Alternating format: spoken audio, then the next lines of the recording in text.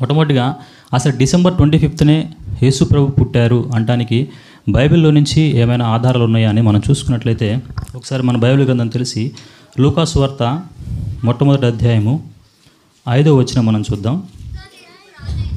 యూదా దేశపు రాజైన హేరోదు దినములలో ఇక్కడ జాగ్రత్త అబియా తరగతిలోనున్న జకర్యా అనే ఒక యాజకుడు ఉన్నాడంట. ఇక్కడ ఒక జకర్యా అనే ఒక యాజకుడు మనకు కనిపిస్తున్నాడు. మనమందరం సంవత్సరాల తరబడి ఈ యొక్క వర్తమానాలు వింటూనే ఉన్నాం. ఈ జకర్యా అనే వ్యక్తి మనందరికీ సుపరిచితుడే. ఎవరంటే ఈయన బాప్తిస్మిచ్చు యోహాను యొక్క తండ్రి. ఈయన ఒక యాజకుడుగా ఉన్నాడు. అయితే అందులో విషయం ఏం లేదు, కానీ అందులో ఇంకా ఏముందని చూస్తే దానికి ముందుగా రాయబడిన మాట ఏ తరగతిలో ఉన్నాడంట, అబియా తరగతిలో యాజకుడుగా ఉన్నట్లు మనం చూస్తూ ఉన్నాం. ఏంటి ఈ అబియా తరగతి అనే దాని గురించి మనం పరిశీలన చేస్తే ఈ అబియా తరగతి గురించి మనకు మరొక చోట కూడా కనిపిస్తుంది. చూడండి, నెహెమ్యా గ్రంథము 12వ అధ్యాయం 17వ వచనము. అక్కడ అబియా ఇంటి వారికి జిక్రీ, అక్కడ ఒక్కొక్క ఇంటి వారికి ఒక్కొక్కరిని నెహెమ్యా భక్తుడు సూచించినట్లుగా యాజకుడిగా నిర్ణయించినట్లుగా మనం చూస్తూ ఉంటాం. ఇంకా డీటెయిల్గా మనకు తెలియాలి అంటే దినవృత్తాంతాల మొదటి గ్రంథము 24వ అధ్యాయం 10వ వచనంలో చాలా స్పష్టంగా రాయబడుతుంది. చూడండి, 7వది హక్కోజునకు, 8వది అబియాకు. ఇక్కడ మనం చూస్తాము 24 తరగతులు, 24 మందిని యాజకులుగా ప్రతిష్ఠించినట్లుగా మనం చూస్తాం. ఈ యొక్క యూదుల ప్రకారము 24 తరగతులుగా ఒక సంవత్సరాన్ని విభజించినట్లుగా మనం చూస్తాం. ఈ 24 తరగతుల్లో 8వ తరగతి అబియాది. సో మన సంవత్సరంలో ఎలా అయితే 12 మాసాలు పెట్టుకుంటామో మనం వాడుతున్న క్యాలెండర్ ఏంటంటే గ్రిగేరియన్ క్యాలెండర్. ఈ గ్రిగేరియన్ క్యాలెండర్ అనే దాన్ని మనం సాధారణంగా జనవరి నుంచి డిసెంబర్ వరకు పాటిస్తూ ఉంటాం. ఈ క్యాలెండర్ దేన్ని బట్టి నిర్ణయించారు, దేన్ని బట్టి స్టార్ట్ చేశారంటే క్రీస్తు పుట్టిన దినాన్ని మొదలుకొని క్రీస్తు పుట్టినప్పటి నుంచి ఈ క్యాలెండర్ స్టార్ట్ అయినట్లుగా మనం చూస్తూ ఉంటాం. సో ఈ గ్రిగేరియన్ క్యాలెండర్ మనకుంటే ఆ విధంగా హిబ్రూ క్యాలెండర్ అనేది ఒకటి ఉంది. ఆ హిబ్రూ క్యాలెండర్ ప్రకారము ఈ 8వ మాసాన్ని, 8వ తరగతిని ఏమంటారంటే నిసాన్ మాసం అంటే కొంచెం కన్ఫ్యూజన్గా ఉంటుంది. కొంచెం జాగ్రత్తగా, అంటే మనకి కొంచెం చరిత్ర తెలిస్తే మనం ఎందుకు ఈరోజు జరుపుకుంటున్నామనే విషయం మనకు ఒక అవగాహన ఉంటే ఎవరినైనా మనల్ని ప్రశ్నించినప్పుడు ఈరోజు ఎందుకు జరుపుకున్నారంటే మనం చెప్పడానికి కొంచెం మనకు అవకాశం ఉంటుంది. కాబట్టి ఈ విషయాలు మీకు చెప్పాలనుకుంటున్నాను. కొంచెం బోరింగ్గానే ఉండొచ్చు, కొంచెం కన్ఫ్యూజన్గానే ఉండొచ్చు, కానీ ఉపయోగపడే సబ్జెక్ట్ కాబట్టి యవనస్తులకు ప్రాముఖ్యంగా ఉపయోగపడుతుంది కాబట్టి ఈ మాటలు చెప్పాలని నిర్ణయించుకున్నాను. సో హిబ్రూ క్యాలెండర్ ప్రకారం మనకి పెద్దగా క్యాలెండర్ అంటే మీరు కన్ఫ్యూజన్ ఏం పడద్దని హిబ్రూ క్యాలెండర్ ఒకటి ఉంటుంది.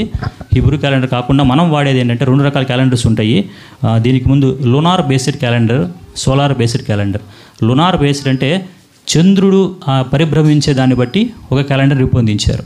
అయితే ఈ క్యాలెండర్ రూపొందించిన దాంట్లో కొన్ని లోపాలు ఉన్నాయి. దానిలో లీపు సంవత్సరము, కొన్ని డేస్ మిస్ అవ్వడం వల్ల కొన్ని దినాలు దాంట్లో రావడం జరగలేదు. కాబట్టి ఈ గ్రిగేరియన్ క్యాలెండర్ సోలార్ని బేస్ చేసుకొని, అంటే సూర్యుడు పరిభ్రమిస్తాడు కదా, సూర్యుడు తిరిగే విధానాన్ని బట్టి ఈ సోలార్ బేస్డ్ క్యాలెండర్ని, గ్రిగేరియన్ క్యాలెండర్ని డిసైడ్ చేశారు. సో ఈ గ్రిగేరియన్ క్యాలెండర్ అనేది క్రీస్తు పుట్టిన దినాన్ని మొదలుకొని ప్రారంభించినట్లుగా మనం చూస్తూ ఉంటాం. సో ఇందులో ఇంకా కన్ఫ్యూజన్ ఏం లేదు, మనం వాడేది గ్రిగేరియన్ క్యాలెండరు. సో ఈ క్యాలెండర్ బేస్ చేసుకొని హిబ్రూ క్యాలెండర్ మనం చూసుకున్నట్లయితే హిబ్రూ క్యాలెండరు మన యొక్క ఈ క్యాలెండర్ ప్రకారం మార్చి 15 నుంచి ఆ క్యాలెండర్ అనేది స్టార్ట్ అవుతుంది. అంటే మొట్టమొదటి తరగతి అనేది మార్చి 15 నుంచి స్టార్ట్ అవుతుంది. సో ఆ విధంగా చూసుకుంటే ఈ జకర్యా 8వ తరగతి అబియా తరగతిలో ఆయన యాజకత్వం చేస్తున్నది ఎప్పుడు వస్తుందయా అంటే అది వచ్చేసి జూన్ మాసం వచ్చినట్లుగా మనం జూలై 1 నుంచి జూలై 15 వరకు వచ్చినట్టుగా మనం చూస్తాం. అబియా యొక్క తరగతి ఆ 15 రోజులు ఉన్నట్లుగా మనం చూస్తాం. ఆ 15 రోజుల్లో అబియా అక్కడ యాజకత్వం చేసినప్పుడు మనందరికీ తెలుసు, దేవదూత వచ్చి ఆ జకర్యా ప్రభుతో మాట్లాడి నువ్వు ఒక కుమారుని కంటావు అని మాట్లాడడం అన్నీ మనకు తెలుసు. సో అక్కడి నుంచి అతను ఇంటికి వచ్చిన తర్వాత సాధారణంగా గర్భం ధరించడానికి 1-2 మాసాల సమయం అనేది పడుతుంది. సో ఆ విధంగా బేస్ చేసుకుంటే మన ఎలిజబెత్ గారు ఎప్పుడు ఆమె గర్భవతి అయ్యారని మనం చూసినట్లయితే ఎప్పుడైతే ఈ జకర్యా ప్రవక్తని ఆ దేవదూత దర్శించిందో దాని తర్వాత 2 మాసాల తర్వాత ఆమె గర్భవతి అయినట్టుగా మనం చూస్తూ ఉంటాం. దాన్ని బేస్ చేసుకొని జూన్ 24న బాప్తిస్మిచ్చు యోహాను గారి పుట్టినరోజుని కొన్ని చర్చెస్లో సెలబ్రేట్ చేయడం కూడా మనం చూస్తూ ఉంటాం. అంటే యోహాను గారి గురించి తెలిసిన కొన్ని డినామినేషన్స్ జూన్ 24న బాప్తిస్మిచ్చు యోహాను గారి యొక్క పుట్టినరోజుని సెలబ్రేట్ చేయడం మనం చూస్తూ ఉంటాం. సో ఆ విధంగా బేస్ చేసుకుంటే ఎలిజబెత్ గారు ఎప్పుడు ప్రెగ్నెంట్ అయ్యారంటే సెప్టెంబర్ 15 ఆ టైంలో ప్రెగ్నెంట్ అయినట్టుగా మనకి తెలుస్తూ ఉంటుంది. ఆమె ప్రెగ్నెంట్ అయితే యేసు ప్రభు పుట్టడానికి ఏంటి సంబంధం ఆమె ప్రెగ్నెంట్ అయింది, ఓకే, అక్కడ ఆమె గర్భం ధరించింది, ఓకే. కానీ యేసు ప్రభు వారు పుట్టడానికి ఏంటి సంబంధం అంటే మనం చూడొచ్చు. లూకాసు వార్త మొట్టమొదటి అధ్యాయం 36వ వచనం మనం చూస్తే, మరియు నీ బంధువురాలకు ఎలిజబెత్ కూడా తన వృద్ధాప్యమందు ఒక కుమారుని గర్భము ధరించి ఉన్నది. గొడ్రాలనబడిన ఆమెకు ఇది 6వ మాసము. ఇక్కడ మనం చూస్తూ ఉన్నాము, దేవదూత మరియతో మాట్లాడుతున్నప్పుడు నీ బంధువురాలైన ఎలిజబెత్ కూడా గర్భం ధరించింది, ఆమెకి ఇప్పుడు 6వ నెల అని ఆమె చెప్పడం మనం చూస్తూ ఉంటాం. అంటే ఎప్పుడైతే దేవదూత మరియతో మాట్లాడి నువ్వు గర్భం ధరించావని చెప్పినప్పుడు ఎలిజబెత్కి ఎన్నో మాసం? 6వ మాసం. అంటే సెప్టెంబర్ 15న ఎలిజబెత్ గర్భం ధరించింది అంటే మరియమ్మ గారు గర్భం ధరించడానికి ఎప్పుడు రావచ్చు? మార్చి 15కి. అక్కడి నుంచి 6 మాసాలు మనం లెక్క పెట్టుకుంటే సెప్టెంబర్ నుంచి 6 మాసాలు లెక్క పెట్టుకుంటూ వస్తే మార్చి 15కి మరియమ్మ గారు గర్భం ధరించినట్లుగా మనం చూస్తూ ఉంటాం. సో మార్చి 15 నుంచి 9 నెలలు అంటే డిసెంబర్ 15th వరకు వస్తుంది. మరి డిసెంబర్ 15th వస్తే 25th ఎందుకు సెలబ్రేట్ చేస్తున్నారంటే మనకి అక్కడ వాక్యంలో మనం చూసుకోవచ్చు. లూకాసు వార్త 2వ అధ్యాయం 6వ వచనం, వారక్కడ ఉన్నప్పుడు ఆమె ప్రసవ దినములు నిండెను కనుక తన తొలిచూరు కుమారుని, ఇక్కడ చూస్తే ప్రసవ దినములు నిండిన తర్వాత ఆమె కన్నట్లుగా మనం చూస్తాం. సాధారణంగా ప్రసవ దినములు అంటే 9 నెలల తర్వాత. సో ఒక 10 days బేస్ చేసుకొని 25th క్రిస్మస్గా సెలబ్రేట్ చేసుకోవడం మనం చూస్తూ ఉంటాం. డేట్ టెంటేటివ్గా తీసుకున్నప్పటికీ కూడా మాసము డిసెంబర్ మాసంలోనే క్రీస్తు పుట్టినట్లుగా మనం చూస్తాం. సరే, క్రీస్తు పుట్టిన 25th అయితే మరి మనం వాడే క్యాలెండర్ ఎందుకు జనవరి 1 నుంచి స్టార్ట్ అయ్యింది? 25th నుంచి కదా స్టార్ట్ అవ్వాలి.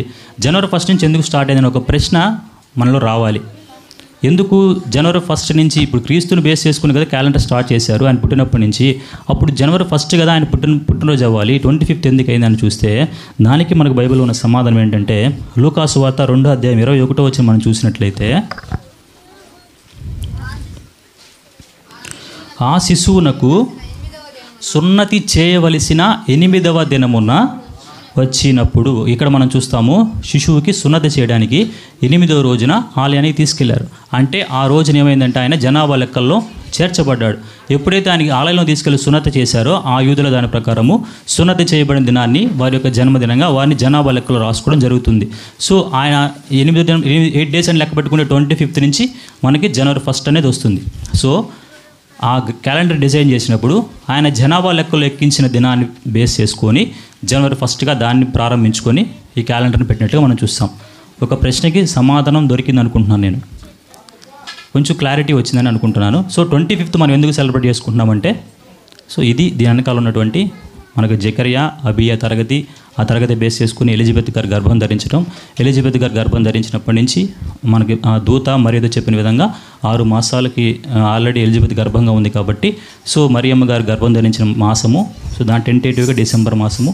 సో ఈ విధంగా డిసెంబర్ 5th మనం 25th మనం సెలబ్రేట్ చేసుకుంటూ ఉన్నాం. అయితే ఇదంతా బాగానే ఉంది. అసలు క్రిస్మస్ జరుపుకోవచ్చా? క్రిస్మస్ మనం జరుపుకోవచ్చా, జరుపుకోకూడదా? అపోస్తులు ఎక్కడ క్రిస్మస్ని సెలబ్రేట్ చేసుకున్నట్టుగా మనం చూడలేదు కదా. అపోస్తులు అంత పరిచయం చేశారు కానీ వారెక్కడ కూడా క్రిస్మస్ని సెలబ్రేట్ చేసినట్టుగా మనం చూడలేదు. కానీ మనం జరుపుకోవచ్చా, జరుపుకోకూడదని మనం ఆలోచించినట్లయితే ఆ క్రిస్మస్ ఎలా వచ్చిందని మనం చూసుకున్నట్లయితే క్రీస్తు చనిపోయిన తర్వాత రోమీయులు పరిపాలిస్తూ ఉన్నారు. సో ఈ రోమీయులు ఏం చేస్తున్నారంటే క్రైస్తవుల్ని చాలా చిత్రహింసలకు గురి చేస్తూ ఉన్నప్పుడు కొంతమంది రాజులు, ఆ చక్రవర్తులు గతించిపోతూ ఉన్నప్పుడు కాన్స్టెంటైన్ అనే ఒక చక్రవర్తి క్రీస్తు శకం 313లో పరిపాలించడం ప్రారంభించాడు. రోమా రాజ్యాన్ని కాన్స్టెంటైన్ అంటే రోమా చక్రవర్తి పరిపాలించడం ప్రారంభించాడు. ఆయన క్రీస్తు గురించి తెలుసుకొని క్రైస్తవుడిగా మారడం మనం చూస్తాం. ఆయన క్రైస్తవుడిగా మారి అప్పటి వరకు చిత్రహింసలు పడుతున్న క్రైస్తవులు ఏం చేశాడంటే క్రీస్తుని ఆరాధించడాన్ని లీగల్గా చేశాడు. సో లీగల్గా చేసి ఆయన డిసెంబర్ 25th అక్కడ ఉన్న వారి ద్వారా పరిష్కరించి చూసి 25th అనేది క్రీస్తు పుట్టిన, ఆయన జన్మించాడు, ఆయన త్యాగం చేశాడనే జ్ఞాపకార్థంగా ఆరాధించడం కోసం ఆ దినాల్లో ప్రారంభించాడు. దాన్ని పోప్ లిబేరియన్ అతను క్రీస్తు శకం 360లో క్రిస్మస్గా స్టార్ట్ చేసి సెలబ్రేట్ చేయడం ప్రారంభించాడు.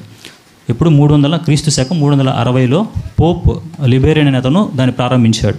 ఈ విధంగా క్రీస్తు శకం 529లో అఫీషియల్గా క్రిస్మస్ని హాలిడేగా ప్రకటించారు. క్రీస్తు పుట్టిన తర్వాత 529 సంవత్సరాల క్రిస్మస్ని హాలిడేగా ప్రకటించారు. అయితే ఆరాధించవలసిన దినాన్ని క్రీస్తు పుట్టుకను, క్రీస్తు త్యాగాన్ని ఆరాధించవలసిన దినాన్ని ఏం చేశారంటే ఆచారంగా మార్చుకుంటూ వచ్చారు. క్రీస్తుని ఆరాధించడం పోయి స్టార్ని ఆరాధించడము, చెట్లను, క్రిస్మస్ ట్రీలను ఆరాధించడము, క్రిస్మస్ సాంగ్స్, ఈ విధంగా ఏమైపోయిందంటే ఒక ఆచార వ్యవహారంగా మారిపోయింది తప్ప క్రీస్తు కనబడకుండా పోతూ వచ్చింది. అయితే బైబిల్ ప్రకారం క్రిస్మస్ జరిపితే ఎందుకు జరిపావని ప్రభు ఏం ప్రశ్నించడు. ఒకవేళ క్రిస్మస్ చేసుకోకపోతే ఎందుకు చేసుకోలేదు నా బర్త్డే అని దేవుడు ఏం ప్రశ్నించడు. కానీ ఈ క్రిస్మస్ అంతటికి కూడా కేంద్ర బిందువు అయినటువంటి యేసుక్రీస్తు ప్రభు వారి ఆయన గురించి నువ్వేం చేసావు? ఈ క్రిస్మస్ అంతటికి కేంద్ర బిందువు ఎవరు? క్రీస్తు. సో ఈ క్రీస్తు గురించి నీ జీవితంలో నువ్వు ఆయన కోసం ఏం చేశావు? ఆయన కోసం కనీసం ఏదైనా ఉపయోగకరంగా నువ్వు బ్రతికినావా లేదా? ఇవి మాత్రమే దేవుడు మనల్ని ప్రశ్నిస్తాడు. కాబట్టి క్రిస్మస్ జరుపుకున్నంత మాత్రాన తప్పేం లేదు, జరుపుకోపోయినంత మాత్రాన నష్టమేమీ లేదు. కానీ క్రీస్తు కొరకు మనం ఎలా జీవించాము, క్రీస్తు కొరకు మనం ఏం చేసామనే ప్రశ్నలు మాత్రమే దేవుడు మనల్ని అడిగే విధంగా మనం చూస్తూ ఉంటాం.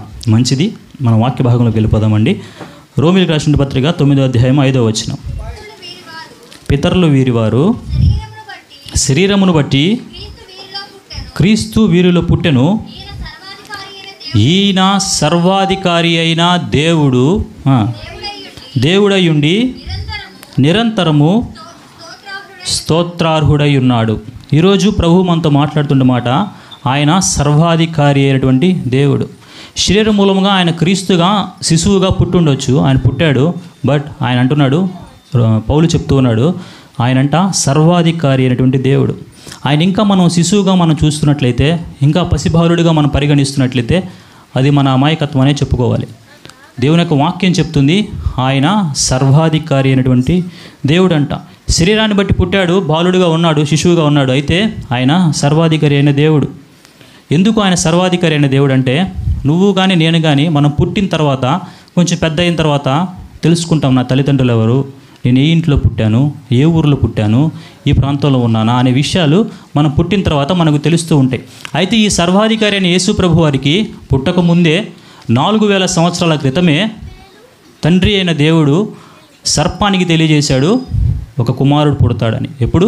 4000 సంవత్సరాల క్రితం. అలాగే 1600 సంవత్సరాల క్రితమే బిలాము ప్రవక్త ఈ వ్యక్తి పుట్టినప్పుడు ఆకాశంలో ఒక నక్షత్రం ఉదయిస్తుందని ప్రవచించినట్లుగా మనం చూస్తాం. క్రీస్తు పుట్టక పూర్వమే 1600 సంవత్సరాల క్రితం బిలాము అనే ప్రవక్త ఈయన పుట్టినప్పుడు ఆకాశంలో ఒక తార పుడుతుందని ఆ తార గురించి ప్రవచించినట్లుగా మనం చూస్తాం. 700 సంవత్సరాల క్రితం, ఈయన పుట్టడానికి 700 సంవత్సరాల క్రితమే యెషయా భక్తుడు ఎక్కడ పుడతాడు, ఎవరికి పుడతాడనే విషయాన్ని ప్రవచించినట్లుగా మనం చూస్తూ ఉంటాం. అలాగే 400 నుంచి 500 సంవత్సరాల క్రితమే మీకా ప్రవక్త పలానా ప్రాంతంలో పుడతాడు అని ప్రవచించినట్లుగా మనం చూస్తాం. ఒక మాటలో చెప్పాలంటే చరిత్రని భవిష్యత్తుని రెండూ తెలిసినటువంటి వ్యక్తి, రెండూ ఎరిగి ఉన్నటువంటి వ్యక్తి మన సర్వాధికారి అయినటువంటి ప్రభువు. కాబట్టి ఆయన సర్వాధికారి అయినటువంటి దేవుడిగా మనకు కనిపిస్తూ ఉన్నాడు. ఆయన ఒక్కడే స్త్రీ సంతానంగా పరిగణించబడ్డాడు. నువ్వు కానీ నేను కానీ పురుష సంతానంగా పరిగణించబడతాం. మనకు అప్లికేషన్ ఫామ్లో కావచ్చు, సహజంగా ఎవరిని అడిగేటప్పుడు కావచ్చు, ఎవరు పాప, ఎవరు బాబు అని అడిగినప్పుడు పలానా వాడు అబ్బాయి, పలానా అతను కొడుకు, పలానా అతను కుమార్తె అని మనం చెప్తాం, మనం చూస్తాం. అయితే యేసుక్రీస్తు ప్రభువారు ఒక్కరే స్త్రీ సంతానంగా పరిగణించబడ్డాడు. ఎందుకంటే పరిశుద్ధాత్మ వల్ల గర్భం ధరించింది కాబట్టి మరియా ఈయన స్త్రీ సంతానంగా పరిగణించబడినట్లుగా మనం చూస్తూ ఉంటాం. లూకాసు వార్త 2వ అధ్యాయం 11వ వచనం ఒకసారి చూద్దాం. దావీదు పట్టణమందు నేడు రక్షకుడు మీ కొరకు పుట్టి ఉన్నాడు. ఇక్కడ మనం చూస్తున్న ఒక మాట, పుట్టి ఉన్నాడు, పుట్టాడు అనే మాట శిశువు యొక్క పరిభాషకు మూలంగా ఉంది. అంటే శిశువు యొక్క పరిభాషకి ఇది మూలంగా కనిపిస్తుంది. అలాగే లూకాసు వార్త 19వ అధ్యాయం 10వ వచనం మనం చూసినట్లయితే, నశించిన దానిని వెదకి రక్షించుటకు మనుష్య కుమారుడు వచ్చెను. అక్కడ మనం చూసాం పుట్టిననే మాట మనం చూసాం. ఆయన పుట్టాడు, అదేంటంటే శిశువు యొక్క పరిభాష. ఇక్కడ మనం చూస్తున్నాం ఆయన వచ్చాడు, ఇది మనిషి యొక్క పరిభాష. మరొక మాట మనం చూద్దాం. తిమోతి రాసిన మొట్టమొదటి పత్రిక 3వ అధ్యాయం 16వ వచనం. నిరాక్షేమముగా దైవభక్తిని గుర్చిన మర్మము గొప్పదై ఉన్నది, ఆయన సశరీరుడుగా ప్రత్యక్షమాయను. ఇక్కడ మనం చూస్తున్నాం ఆయనంట సశరీరుడుగా ప్రత్యక్షమాయడంట. ఇది దేవుని యొక్క పరిభాష. క్రైస్తవులుగా ఉన్న మనము, దినదినము ఆత్మీయతలో విశ్వాసాలు ఎదుగుతున్న మనము ఆయన ఇంకా శిశువుగా ఒక మనిషిగా పరిగణించినట్లయితే అది మన అమాయకత్వం అవుతుంది. మనం చాలా నష్టపోయే వారిగా ఉంటాం. మనము క్రీస్తు యొక్క జననాన్ని ప్రత్యక్షత రూపంలో మనం చూడాలి, దేవునిగా ఆయన మనం చూడాలి, లేదంటే ప్రమాదంలో పడే అవకాశం ఉంటుంది. ఆయన నిజమైన దేవుడు, సర్వాధికారి అయిన దేవుడు అనే ప్రత్యక్షత విషయంలో ఆ విధంగా మనం దేవుని చూడాలి తప్ప ఇంకా ఒక శిశువుగా, ఇంకా ఒక మనిషిగా మనం పరిగణించేవారిగా మనం ఉండకూడదు. ఎందుకంటే all power and all authority is given to him.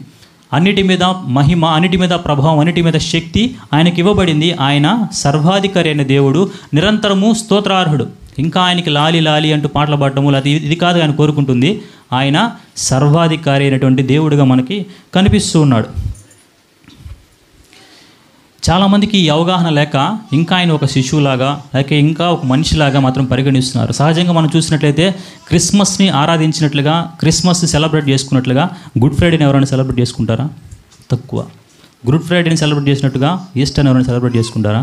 లేదు, ఇంకా తక్కువ. క్రిస్మస్ను మాత్రం ఎందుకు సెలబ్రేట్ చేసుకున్నారంటే ఇంకా ఆయన్ని ఒక శిశువుగానే పరిగణిస్తున్నారు, ఇంకా ఆయన ఒక పసిబాలుడుగానే, ఇంకా ఒక మనిషిలానే పరిగణిస్తున్నారు తప్ప ఆయన సర్వాధికారి అయిన దేవుడని ఎవరూ పరిగణించటం లేదు. కాబట్టి ఓన్లీ క్రిస్మస్ను మాత్రమే ఆరాధిస్తూ ఉన్నారు.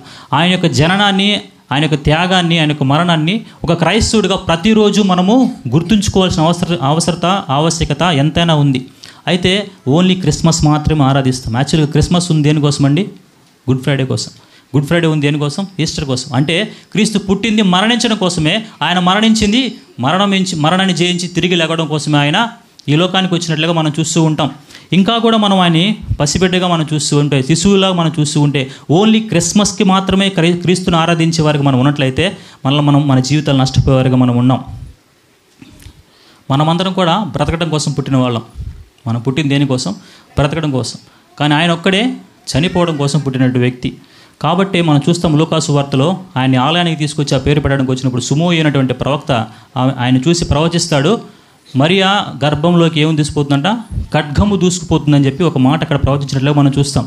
అంటే ఖడ్గం దూసుకుపోవడం అంటే ఏంటి? ఆయన పుట్టినప్పుడే ఆయన చూసినప్పుడు చెప్తున్నాడు, ఇతన్ని పెద్ద అయిన తర్వాత సిలువ వేస్తారు, ఇతను మరణిస్తాడు, అమ్మ తల్లి నీ గర్భంలో ఏమవుతుంది, నువ్వు ఇతను చనిపోవడం బట్టి నువ్వు ఏడుస్తావు, బాధపడతావు అనే విషయాన్ని అక్కడ ప్రవచించినట్లుగా మనం చూస్తూ ఉంటాం. కాబట్టి క్రీస్తుని మనం ఎలా రిసీవ్ చేసుకుంటున్నాం? సర్వాధికారిగా రిసీవ్ చేసుకుంటున్నామా, లేదా ఇంకా ఆయన పసిబిడ్డగా, చిన్న బిడ్డగా, ఇంకా ఒక మనిషిలానే పరిగణించి ఓన్లీ క్రిస్మస్కి మాత్రమే క్రీస్తుని ఆరాధించే వారుగా ఉన్నామా? మన జీవితకాలం అంతా కూడా మన గుండెలో పెట్టుకొని ఆయన యొక్క జన్మని, ఆయన యొక్క మరణాన్ని, ఆయన యొక్క పునరుద్ధానాన్ని మనం గుర్తుపెట్టుకొని ఆయన్ని ఆరాధించేవారుగా ఉన్నామా? ఒకసారి మనం పరిశీలించుకుందాం. ఈ క్రిస్మస్ ఉన్న క్యారెక్టర్స్ ఉన్నాయి, క్రిస్మస్లో ఉన్న వ్యక్తుల గురించి ధ్యానిస్తూ వెళ్ళినప్పుడు 3 రకాల మనుషులు మనకు కనిపిస్తూ ఉంటారు. ఈ 3 రకాల మనుషులు మీ ముందుంచి నేను ముగిస్తాను. చూద్దాం. ఈ క్రీస్తు పుట్టుకలో మొదటగా 3 రకాల మనుషులు మనకు కనిపిస్తూ ఉంటారు. మొట్టమొదటి రకం ఎవరంటే క్రీస్తుని అందించేవారు. అంటే క్రీస్తుని అందించేవారు మొదటి రకం. రెండో రకం ఎవరంటే క్రీస్తుని ఆరాధించేవారు. రెండో రకం మనకు కనిపిస్తారు, క్రీస్తుని ఆరాధించేవారు. మూడవ రకం ప్రజలు ఎవరయ్యా అంటే క్రీస్తుని అవమానించేవారు. ఇక్కడ కూర్చున్న మీరు, నేను, మనందరం కూడా ఈ ముగ్గురులో ఏదో ఒక కోవకి ఖచ్చితంగా చెందిన వారం అయి ఉంటాం. ఖచ్చితంగా ఈ ముగ్గురులో ఏదో ఒక కోవకు చెందిన వారు అయి ఉంటాం. సో ఈ మెసేజ్ ముగించేలోపు ఏ కోవకు మనం చెందిన వారుగా ఉన్నాము? ఒకవేళ క్రీస్తుని అవమానించేవారుగా ఉంటే క్రీస్తును ఆరాధించేవారుగా, క్రీస్తును అందించేవారుగా మనం వెళ్దాం. క్రీస్తుని అందించేవారుగా మనం ఉన్నామా? Well and good. మనకు కావాల్సినటువంటి క్వాలిటీస్ ఏంటో చూసుకుందాం, వాటిని అలాగనే కాపాడుకుందాం. చూద్దాం ఎవరు క్రీస్తుని అందించారని మనం చూసినట్లయితే మనకు తెలుసు, మరియమ్మ గర్భాన యేసు ప్రభు వారు జన్మించినట్లుగా మనం చూస్తాం. క్రీస్తును అందించుటలో ప్రాముఖ్యమైన పాత్ర ఎవరిదే అంటే మరియమ్మ గారిది, యోసేపు గారిది. ఎందుకు మరియను మాత్రమే సెలబ్రేట్ చేసుకున్నారు? Why Mary? ఎందుకు మరియ గర్భాన యేసు ప్రభు వారు జన్మించారు? ఆ ఇశ్రాయేల్ దేశంలో అంతమంది యూదులు, అంతమంది కన్యకులు ఉన్నారు కదా, అంతమంది కన్యకులు కూడా ఈ యొక్క ప్రవచనాన్ని గుండెలో పెట్టుకొని ఎన్నో నోములు నోస్తూ వ్రతాలు చేసి ఉండొచ్చు. ఈ యేసుక్రీస్తు ప్రభు వారు నా కడుపులో పుట్టాలని వాళ్ళు ఎంతో పరితపించి ఉండొచ్చు. కానీ ఎందుకు మరియ కడుపులోని మరియ గర్భాన్ని జన్మించారు? బికాజ్ ఆమె తన పరిశుద్ధతను కాపాడుకున్నట్లుగా మనం చూస్తాం. తన యొక్క పరిశుద్ధతను కాపాడుకున్న స్త్రీగా మనం చూస్తూ ఉంటాం.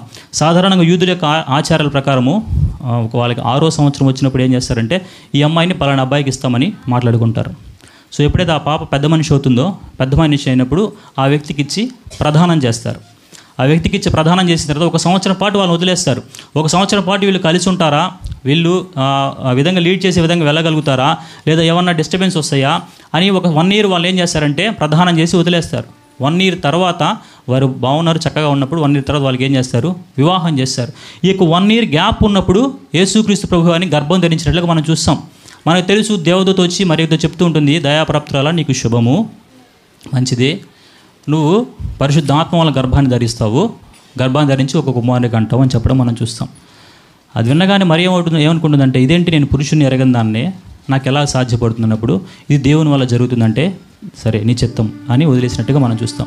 సాధారణంగా ఈ 1 year గ్యాప్లో ప్రదానం చేయబడిన తర్వాత ఈ కన్యక తన కన్యత్వాన్ని కాపాడుకోవాలి.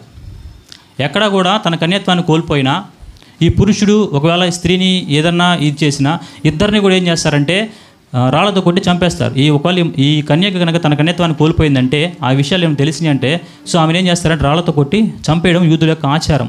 సో ఇక్కడ ఆమె ఏం చేసిందంటే తన యొక్క కన్యత్వాన్ని పోతుందని తెలుసు, ఒకవేళ ఇది సమాజానికి తెలిస్తే తను చంపేస్తారని తెలుసు, అయినా కానీ ఏం చేసిందంటే క్రీస్తుని తన గర్భంలోంచి పుట్టడానికి ఆమె ఏం చేసింది? అంగీకరించింది. దానికి రెండో కావాల్సింది ఏంటంటే, మొట్టమొదటి పరిశుద్ధత కలిగి ఉంటే, రెండవది తెగింపు ఉండాలి. క్రీస్తును అందించడానికి మన జీవితంలో కావాల్సిన క్వాలిటీస్ ఏంటంటే, మొట్టమొదటిది పరిశుద్ధత మనం కలిగి ఉండాలి, రెండవది తెగింపు మనం కలిగి ఉండాలి. పరిశుద్ధత గురించి మనం మాట్లాడుకుంటే ఒక చిన్న ఎగ్జాంపుల్ మీ ముందు పెడతాను. మన డైనింగ్ టేబుల్ దగ్గర మనం ఒక మగ్గు వాడుకుంటాం. భోజనం చేసేటప్పుడు వాటర్ పోసుకోవడానికి ఒక మగ్గు పెట్టుకుంటాం. వాష్రూమ్లో ఒక మగ్గు పెట్టుకుంటాం. ఈ డైనింగ్ టేబుల్ ఉన్న మగ్గు తీసుకెళ్ళి వాష్రూమ్లో వాడగలుగుతామా? వాష్రూమ్లో ఉన్న మగ్గు తీసుకొచ్చి డైనింగ్ టేబుల్ దగ్గర పెట్టుకోగలుగుతామా? ఒక గెస్ట్ మన ఇంటికి వచ్చినప్పుడు వాష్రూమ్లో ఉన్న మగ్గు తీసుకొచ్చి ఆయనకి సర్వ్ చేయగలుగుతామా?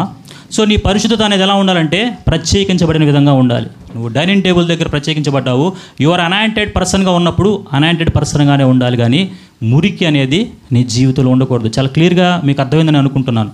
ఈ పరిశుద్ధతను కాపాడుకునే విషయంలో నువ్వు దేనికోసం ప్రత్యేకించబడ్డావో ఆ ప్రత్యేకించబడిన జీవితాన్ని అలానే జీవించాలి తప్ప, ఒక్కసారి నేను మురికంటించు, ఒక్కసారే కదా ఈ డైనింగ్ టేబుల్ ఉన్న టేబుల్ని ఒకసారి అక్కడ వాడి మళ్ళీ ఇక్కడ తీసుకొస్తానంటే ఎవరైనా యూస్ చేస్తారా?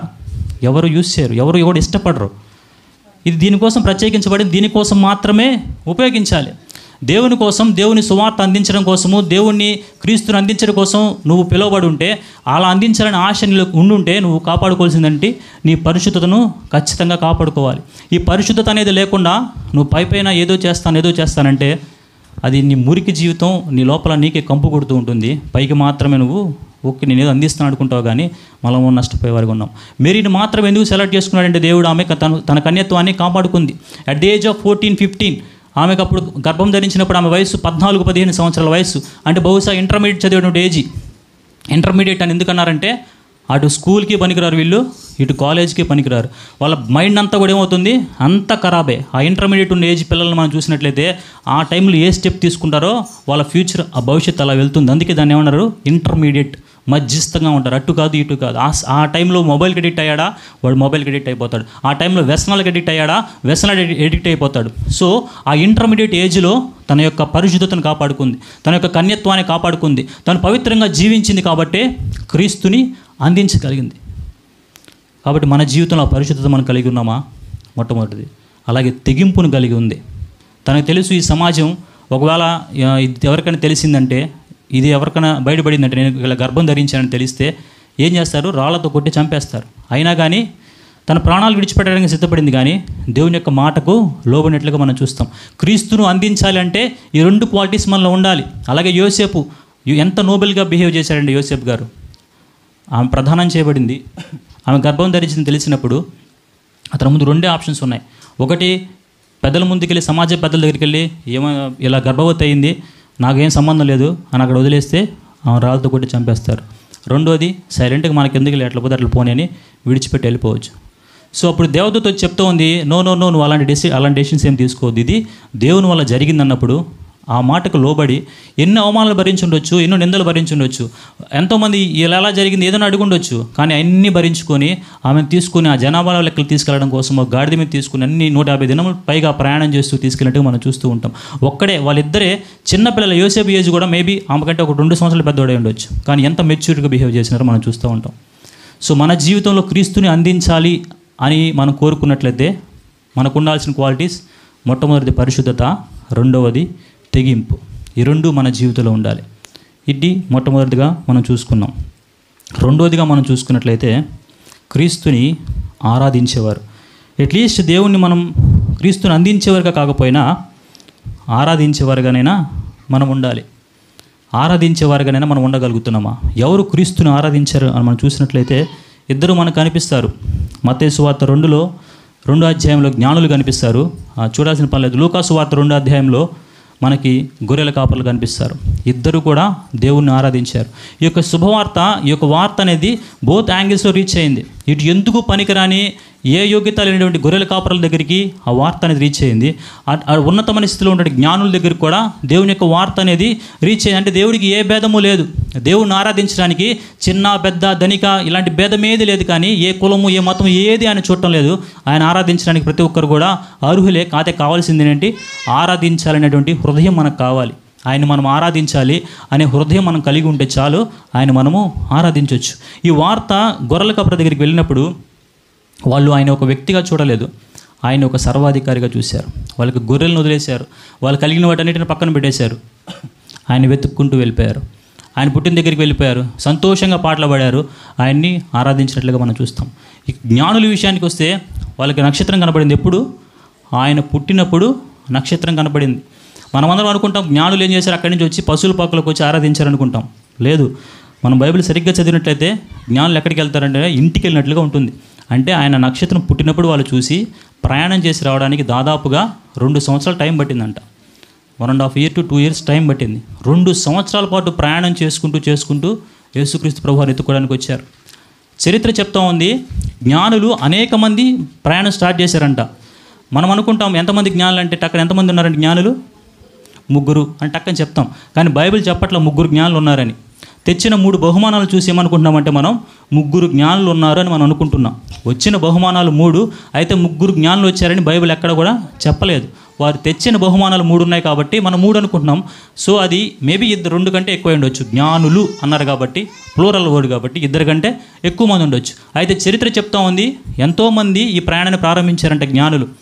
అనేక మంది ప్రయాణాన్ని ప్రారంభించి మార్గ మధ్యంలో ఈ ఇసుక తుఫాన్లకు భయపడి, దొంగల దెబ్బకు భయపడి, లేకపోతే ఇంకోటి భయపడి, ఇదేంటి ఇంకా చూపిస్తానే ఉంది, ఇంకెవరు వస్తారు, ఇంకా నా వల్ల కాదులే, ఇంకా నా వల్ల కాదని వెనక్కి వెళ్ళిపోయిన వాళ్ళు చాలామంది. ఈ విధంగా ప్రయాణాన్ని ప్రారంభించిన జ్ఞానుల్లో చాలామంది వెనక్కి వెళ్ళిపోయారంట.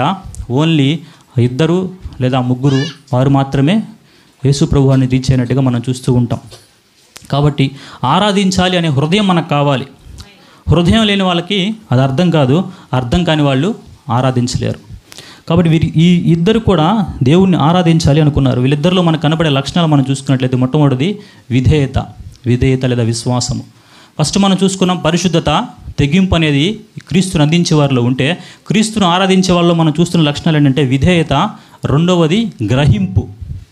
ఈ గ్రహింపు అనేది లేకపోతే మనం ఏం చేస్తాము, క్రీస్తు ప్రభువుని శిశువులాగే చూస్తాం, యేసుక్రీస్తు ప్రభువుని ఒక మనిషిలాగే చూస్తాం. ఈ జ్ఞానులకి గ్రహింపు ఉంది, ఈ గొర్రెలు కాసుకునే గొర్రెల కాపర్లకి గ్రహింపు ఉంది. కాబట్టి ఆయన్ని సర్వాధికారిగా చూశారు, ఆయన సర్వాధికారి అయిన దేవుడిగా చూశారు. కాబట్టి ఆయన ఆరాధించడం కోసము ఎన్ని శ్రమలైనా, ఎన్ని రాత్రులు, వాళ్ళు దాదాపు 2 సంవత్సరాల ప్రయాణం అండి. 2 సంవత్సరాల పాటు ప్రయాణం చేసుకుంటూ జ్ఞానులు వచ్చి ఆయన ఆరాధించారంటే చూడండి ఎంత ఆయన ఆరాధించాలని హృదయాన్ని కలిగి ఉన్నారు, ఎంత విశ్వాసాన్ని కలిగి ఉన్నారు.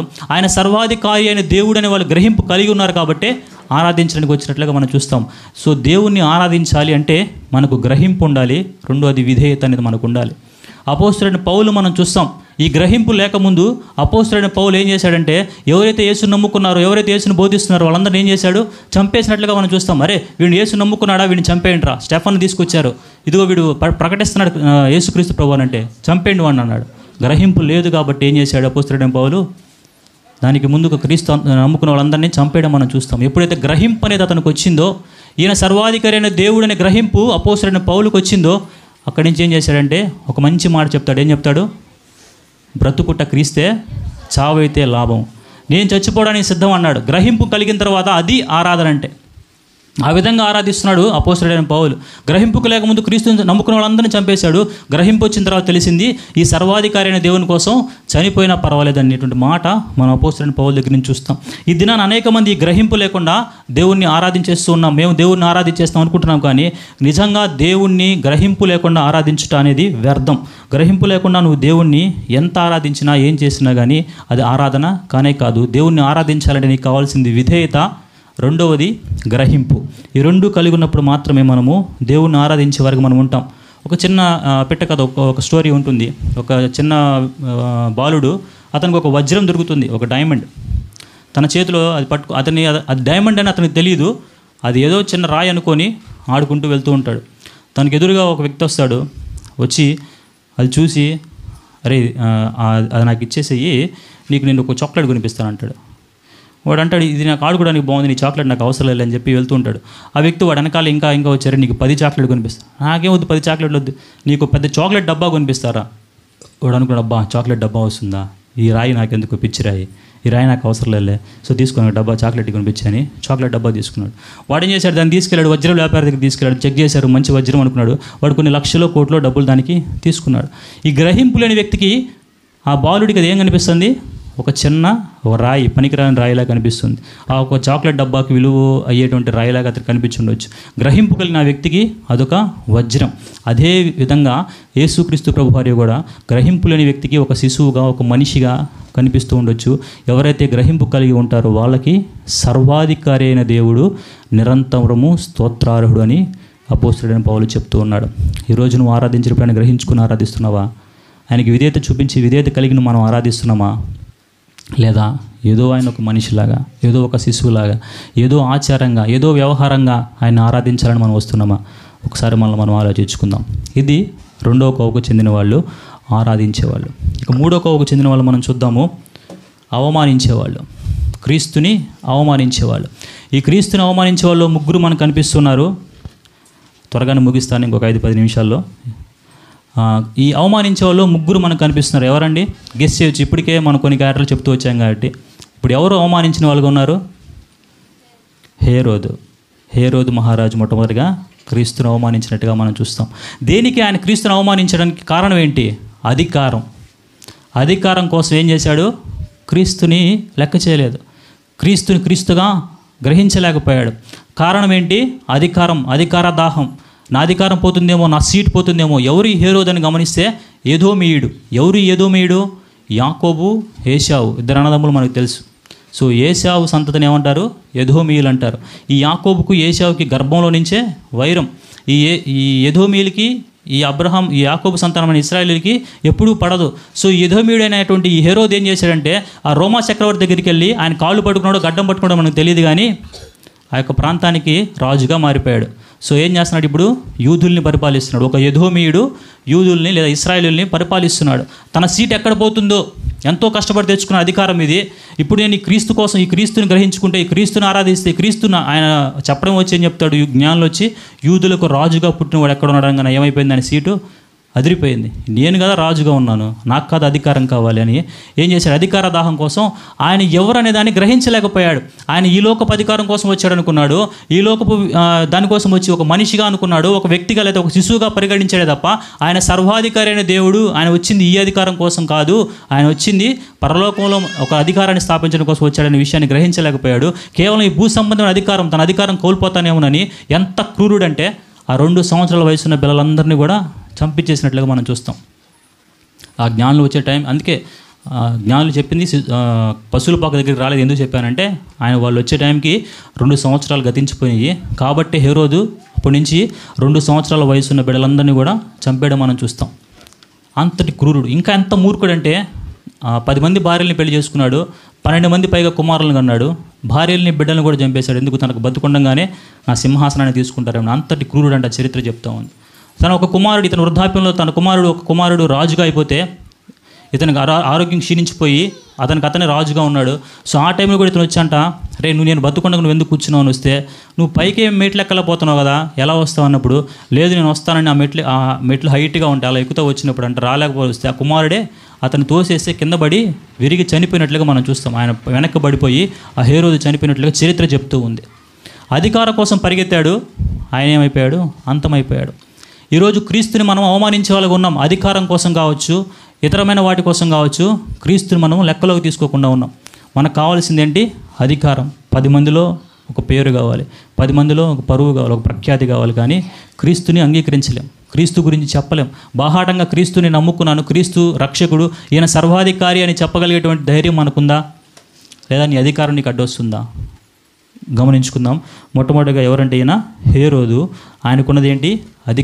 అధికార దాహం కోసం ఏం చేశాడు? క్రీస్తుని అవమానించినట్లుగా మనం చూస్తూ ఉన్నాం. రెండో వ్యక్తులు మనం చూస్తాము. ఎవరు రెండో వ్యక్తులు? ఈ అవమానించే వాళ్ళలో 3 కేటగిరీస్ చెప్పాను.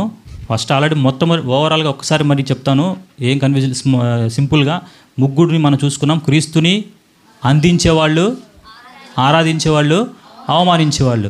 ఆరాధించే వాళ్ళలో మరియా, యోసేపు గారిని మనం చూసాం. అందించే వాళ్ళలో మరియా, యోసేపు గారిని మనం చూసాం. ఆరాధించే వాళ్ళలో జ్ఞానుల్ని, గొర్రెల కాపర్లు మనం చూసాం. మూడవదిగా అవమానించే వాళ్ళు 3 రకాలు ఉన్నారు. 3 రకాలు హేరోదు గురించి మనం చూసుకున్నాం. ఆయన అధికారం కోసం అవమానించినట్లుగా మనం చూస్తాం. రెండవదిగా మనం చూసుకున్నట్లయితే ఈ సత్రపు యజమాని, ఈ పశువుల పాక యొక్క అధికారి. వీళ్ళు దేనికోసము యేసుని అవమానించారంటే వాళ్ళ వ్యాపారం కోసం. వాళ్ళ యొక్క వ్యాపారం కోసం ఏం చేశారు? క్రీస్తుని పక్కన పెట్టారు.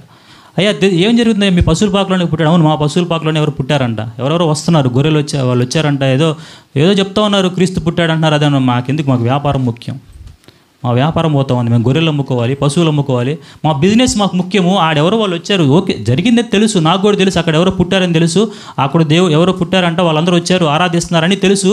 బట్ నాకేంటి, నాకు ఈ వ్యాపారం ముఖ్యం, నా వ్యాపారం నాకు ముఖ్యం. దేవుని యొక్క వాక్యం చెప్తుంది, జీవన వ్యాపారాల్లో చిక్కుకోవద్దని దేవుని యొక్క వాక్యం చెప్తూ ఉంది. మన జీవితంలో దేవుని కాకుండా మన వ్యాపారాలను కావచ్చు, మనకి ఇంపార్టెన్స్ కావచ్చు, మన ప్రాముఖ్యతలకి మనము ఇచ్చినట్లయితే క్రీస్తుని మనము అవమానించే వాళ్ళుగా ఉన్నాం. నీ యొక్క మొట్టమొదటి ఇంపార్టెన్స్ ఎవరై ఉండాలంటే దేవుడై ఉండాలి. అందుకే ఆయన సర్వాధికారి అయిన దేవుడు. కాబట్టి మన జీవితంలో ఎలా ఉండాలంటే మన వ్యాపారాల కోసము మన ప్రయారిటీస్ అనేది మన పర్సనల్గా ఉండేవాటి మన ప్రయారిటీస్గా పెట్టుకోకూడదు. మొట్టమొదటి ప్రయారిటీ ఎవరై ఉండాలంటే దేవుడై ఉండాలి. ఈ రెండో వ్యక్తులు మనం చూసినట్లయితే వాళ్ళ యొక్క వ్యాపారం కోసం, మొట్టమొదటిగా హేరోదు అధికారం కోసం అవమానించాడు. రెండవదిగా వీళ్ళు వ్యాపారం కోసం అవమానించినట్లుగా మనం చూస్తాం. ఈ మూడో కేటగిరీ మనం చూసుకుందాం. ఈ కేటగిరీలో చాలామంది వస్తారు. ఎవరయ్యా వీళ్ళంటే ఈ శాస్త్రులు, ఆ జ్ఞానులు. ఎవరు వీళ్ళు? ఏ శాస్త్రులు వీళ్ళు? ఎప్పుడైతే హేరోదు జ్ఞానులు వచ్చారో పిలిపించారు కొంతమంది శాస్త్రుల్ని. రండి, జ్ఞానులు వచ్చారు, ఇక్కడ ఎవడో రాజు పుట్టాడంట, ఎక్కడ పుట్టాడు కనుక చూడండి అంటే వాళ్ళు తీసి మేకా ప్రవక్త గ్రంథం చూసి, అయ్యా ఇదిగో పలానా చోట పుట్టారంట. తెలుసు వీళ్ళకి, ఏం తెలుసు? వాక్యం తెలుసు, ఎక్కడ పుట్టాడో తెలుసు, ఎవరు పుట్టారో తెలుసు, పుట్టినోడు ఏం చేస్తాడో తెలుసు. అన్నీ తెలిసినా కానీ క్రీస్తుని ఆరాధించడానికి వచ్చారా? రాలేదు. క్రీస్తుని ఆరాధించడానికి రాలేదు. యేసుప్రభు పుట్టాడంట, మనం చూద్దామని, యూదుల రాజంట మనం వెళ్దామని వాళ్ళు అనుకోలేదు. ఎవరు వీళ్ళు? అజ్ఞానులు వీళ్ళు. అన్నీ తెలిసిన అజ్ఞానులు. వాక్యం తెలుసు, దేవుడు తెలుసు, దేవుని యొక్క శక్తి తెలుసు, నమ్ముకోకపోతే ఏం జరుగుతుందో కూడా తెలుసు. స్టిల్ ఏంటి? అజ్ఞానం. అన్నీ తెలిసినా నమ్ముకోలేని పరిస్థితి. దేవుడు చెప్తున్నాడు ఈ దినాన, ఈ క్రిస్మస్లో మనం ఏ కోవలో మనం ఉన్నాం? ఇలాంటి అజ్ఞానపు స్థితిలో ఉన్నామా? అన్నీ తెలిసినప్పటికీ కూడా యేసే దేవుడని తెలుసు, ఆయనే సర్వాధికారి అని తెలుసు, అయినప్పటికీ ఆయన్ని మనము గ్రహించుకోలేని స్థితిలో, ఆరాధించలేని స్థితిలో, ఆయన అందించలేని స్థితిలో మనం ఉన్నామా? మనం ఒకసారి పరిశీలించుకుందాం. ఈ శాస్త్రులు ఈ 3 మనం కలుసుకుంటే ఏమనుకోవచ్చు అంటే, మొట్టమొదటి కావాల్సింది ఏంటి? పరిశుద్ధత, తెగింపు. రెండవదిగా కావాల్సింది ఏంటి? విధేయత, గ్రహింపు. ఈ మూడోదిగా ఈ యొక్క అధికారం, వ్యాపారం, అజ్ఞానం అన్నీ కలగలిపి దీన్ని ఏమంటారంటే బరి తెగింపు అంటారు. అంతే కదండి, మామూలుగా ఏం చెప్తాం? అన్నీ తెలిసినా దేవుణ్ణి ఆరాధించలేకపోతున్నారంటే అదే ఇంకా ఏ కోవలో మనం ఉన్నామనేది మనం ఒకసారి పరిశీలించుకునే వరకు మనం ఉండాలి. సో ఈ క్రిస్మస్ డిసైడ్ చేస్తుంది మనం ఏ కోవకు చెందిన వాళ్ళం అనేది. ఏ కోవలో మనం ఉన్నాం? క్రీస్తుని అందించే వాళ్ళగా ఉన్నామా? కనీసం క్రీస్తుని ఆరాధించే వాళ్ళగా ఉన్నామా? లేదా క్రీస్తుని అవమానించే వాళ్ళగా ఉన్నాం? చాలామంది జీవితాల్లో ప్రారంభించేస్తారు, క్రీస్తుని అందించే స్థాయిలో వెళ్ళిపోతారు, క్రీస్తుని అందించే స్థాయిలో ఉంటారు, కానీ సడన్గా ఏమైపోతారు? క్రీస్తుని అవమానించే స్థాయికి పడిపోతారు. కేవలం దేనివల్ల? అజ్ఞానం వల్ల. ఈరోజు ఒకవేళ క్రీస్తుని అవమానించే వరకు మనం ఉన్నట్లయితే మనం ఒక్కొక్క మెట్టు పైకి వెళ్దాం. క్రీస్తుని ఆరాధించేవారుగా, క్రీస్తుని అందించేవారుగా మనం ముందుకు వెళ్ళాలని దేవుని యొక్క వాక్యం చెప్తా ఉంది. ఈ కొద్ది మాటలు దేవుడు దీవించును గాక.